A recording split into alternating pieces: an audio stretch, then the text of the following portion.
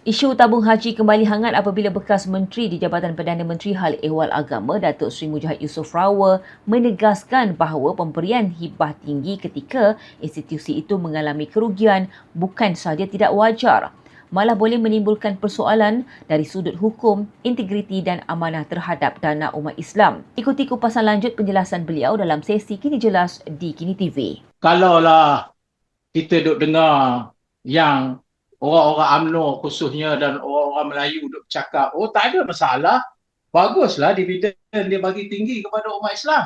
Tetapi dia lupa, satu, sebagai umat Islam dan institusi Islam, kita kena hormat undang-undang. Macam mana duit yang saya keluar, yang kita duk sebut kena halal, kena tayyiban, mestilah ikut undang-undang, ni dah tak ikut undang-undang. Yang kedua, engkau menipu pula. Engkau menipu dengan engkau putarkan semua keuntungan itu, engkau letak nilai ambang rosak dia yang berbeza-beza, yang 3 kali engkau tukar untuk bagi cantik engkau punya hujung tahun punya kira-kira, dan engkau tidak merekodkan kerugian. Maka ini soal tidak amanah. Ini soal tidak amanah.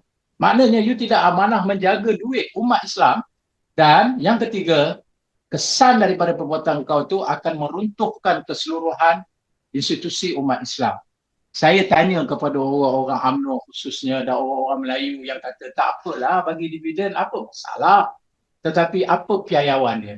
Kalau itulah hawa nafsu kamu seronok mendapat duit atas yang haram. Maksud haram tadilah langgar undang-undang, kamu tak buat kira-kira yang betul.